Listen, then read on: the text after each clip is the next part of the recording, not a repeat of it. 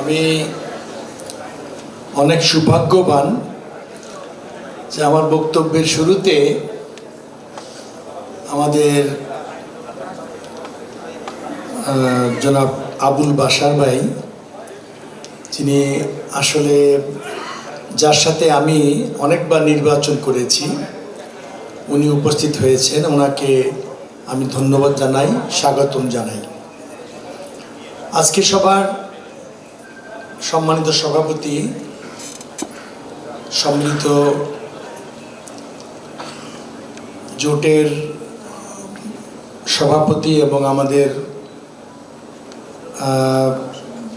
আজকে অনুষ্ঠানের সভাপতি জনাব রুহুল আমিন স্বপন, আজকে উপস্থিত আমাদের অনুষ্ঠানের মধ্যমণি ঢাকা জেলার বাংলাদেশ আওয়ামী লীগের সভাপতি, স্বরাষ্ট্র মন্ত্রণালয় বিষয়ক স্ট্যান্ডিং কমিটির চেয়ারম্যান এবং যিনি কয়েকবার এমপি জনাব বীর মুক্তিযোদ্ধা জনাব বেনজির আহমেদ। উপস্থিত রয়েছেন আমাদের মধ্যে আরেকজন এমপি জনাব নিজামুদ্দিন হাজারি। আমাদের মধ্যে উপস্থিত রয়েছেন আজকের অনুষ্ঠানের,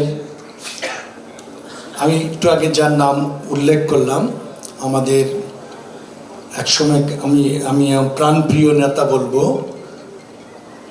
যুবলীগের মহানগর উত্তরের প্রেসিডেন্ট ছিলেন, যুবলীগের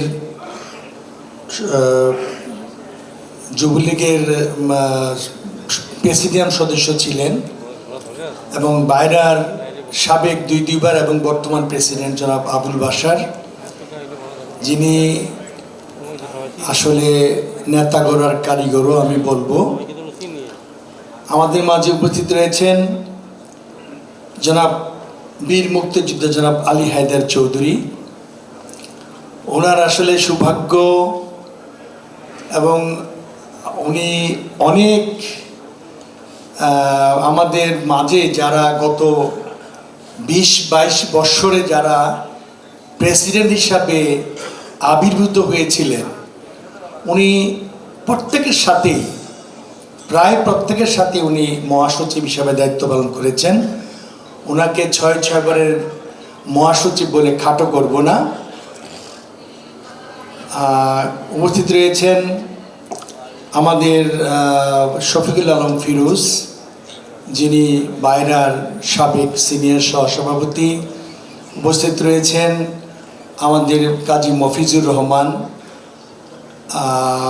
বাইরার সাবেক মহাসচিব, এবং উনিও বেশ কয়েকবার বাইরার নেতৃত্বে এসেছেন সেই 1994 সাল থেকে।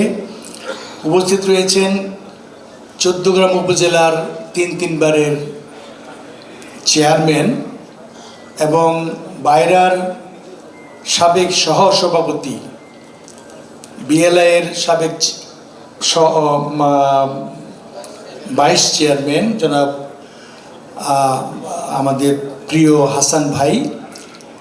আমি হাসান ভাইয়ের কথা একটু মনে করছি, বাশার ভাই এখানে উপস্থিত রয়েছেন। বাশার ভাই সহ হাসান ভাই, আপনারা আজকে যারা নতুন সদস্য রয়েছেন, অনেকের ভিতরে অনেক আক্ষেপ যে আপনারা লাইসেন্সটাকে সৌদি এম্বাসিতে এনলিস্টমেন্ট করাতে পারেন নাই।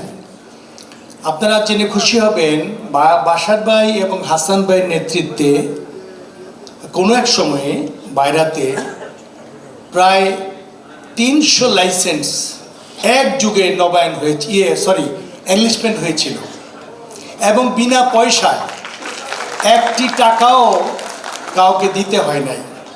এখন তো আপনারা দেখছেন এই যুগে আপনারা 30 লক্ষ 40 লক্ষ টাকা খরচ করে এনলিস্টমেন্ট কেউ করছে, অনেকের খুব বুক ফেটে যাচ্ছে, অনেকে করতে পারছেন না।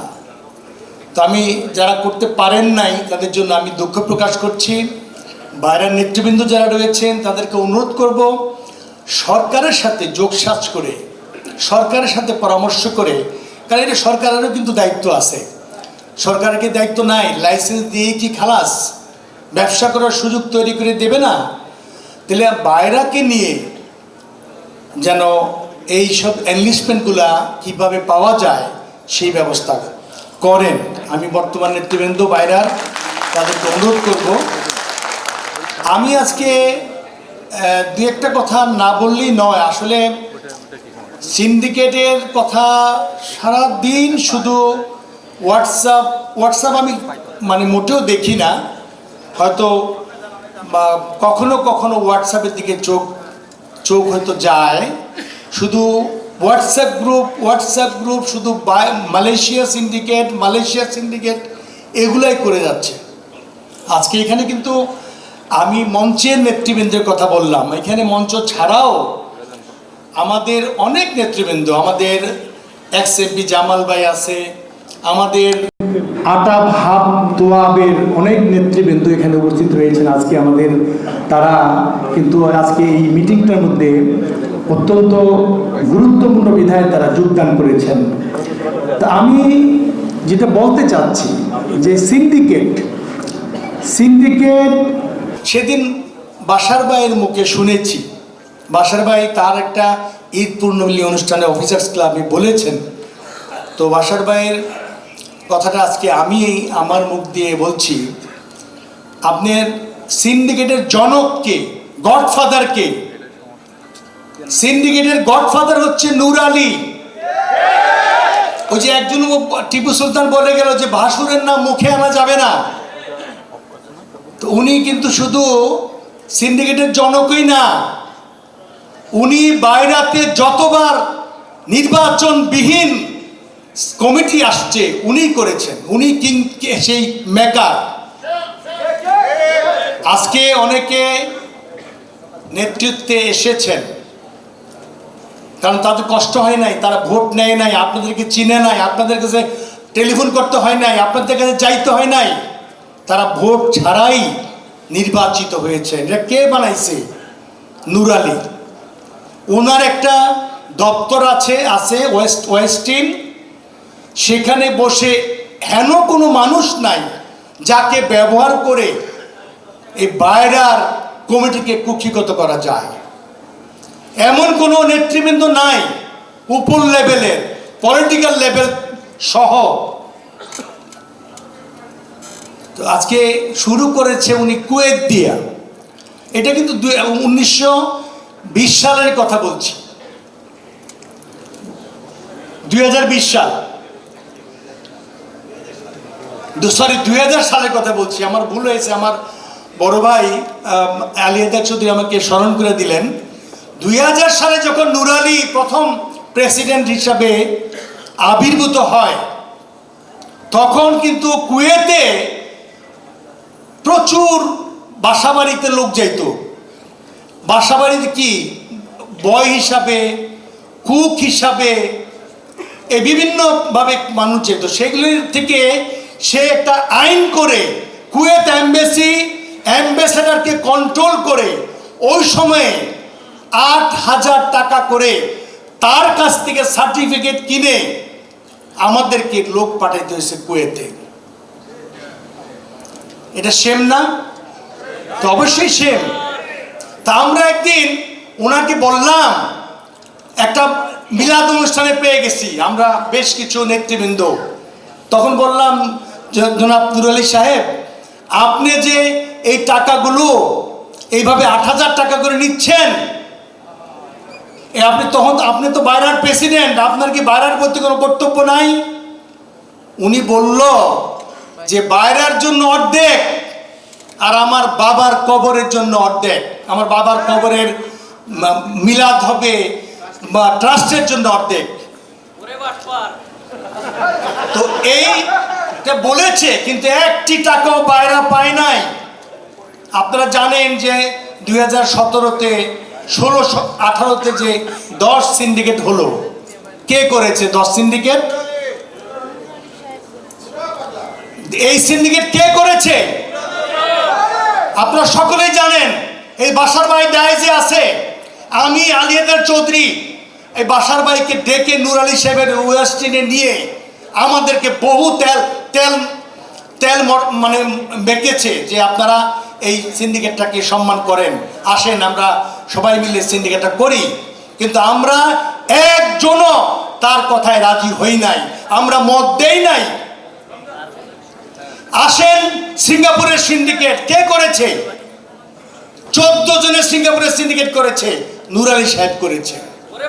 কোরিয়া সিন্ডিকেট 5 জনে করেছে, কে করেছে? নূর আলী সাহেব করেছে। আজকে অনেক দোষ, আজকে রুহুল আমিন স্বপনের সময়ে কিংবা আজকের যে সময়ে 101 জন যে সিন্ডিকেট, যে মালয়েশিয়া, আপনারা অনেকেই লেখালেখি করেন, 101 জনের সাথে 1300 লাইসেন্স হোল্ডার কাজ করছে। বুয়েন্সে আমাদের কাছে রেকর্ড আছে। তারা কি পয়সা উপার্জন করে নাই, কাজ করে খায় নাই? তাহলে এগুলোকে কি আজকে নূর আলী সাহেব একটা হোটেলে উনি একটা মিটিং করে সেখানে 2-1 জন, এখানে অনেক সিনিয়র নেতৃবৃন্দ রয়েছেন যারা পলিটিক্যালি, যাদের অনেক উচ্চ স্থানে অবস্থান, তাদের বিরুদ্ধে বদনাম করেন, তাদের বিরুদ্ধে অপবাদ দেন। তার সে নিচের দিকে একবারও মানে তাকিয়ে দেখে না যে সে কি সারা জীবন কি করেছে। সমস্ত নেতৃবৃন্দ বাইরে ছেড়ে চলে গিয়েছেন, যারা আগে ছিল সিলভার লাইনের সেলিম সহ, কিন্তু উনি বাইরাকে আজও ছাড়ে নাই। বাইরা থেকে সে কি না পেয়েছে, বাইরে থেকে সে অনেক কিছু নিয়েছে। আপনারা একটু, আমি এত বিশ্লেষণে যেতে পারবো না কারণ আমার সময়ও কম। এখানে স্লিপ এসেছে কথা কম বলার জন্য, তো অনেক নেতৃবৃন্দ রয়েছে, তারা কথা বললে অনেক বলা যাবে।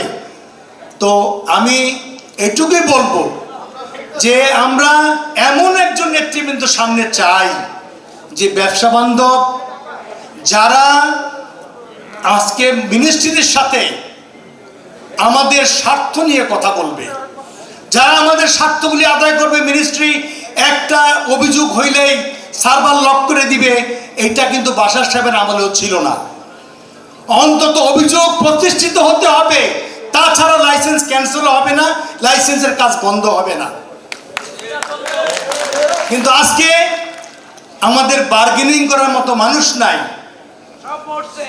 এই জন্য আমরা চাই আগামীতে এমন এক নেতৃবৃন্দ আসুক যে যার নেতৃত্বে ব্যবসার দুয়ার খুলে যাবে, নতুন নতুন দেশ উন্মোচিত হবে, আমরা আরো অনেক দেশে ছড়িয়ে ছিটিয়ে পড়ব এবং বাইরাকে মিনিস্ট্রি মূল্যায়ন করা শিখবে, বাইরার কথায় মূল্যায়ন করবে, দাম দিবে, যারা বাইরার সাথে বসে পলিসিগুলি মেকিং করবে। তো আমি আর কথা বাড়াবো না, ক্ষমাসুলভ চোখে দেখবেন। আপনারা অনেক ছোট ভাই এবং বড় ভাই, সিনিয়র ভাইরা রয়েছেন, আমি 2-1টা কথা বললাম, হয়তো কারো মনে যদি ক্ষোভ দুঃখ থাকে আমাকে ক্ষমা করে দিবেন। এই বলে আমি আমার বক্তব্য শেষ করব। জয় বাংলা, জয় বঙ্গবন্ধু, জয় হোক আজকের নেতৃবৃন্দের। আসসালামু আলাইকুম। স্বভাবসুলভ মিষ্টিভাষী জনাব মনসুর আহমেদ কালাম ভাইকে ধন্যবাদ।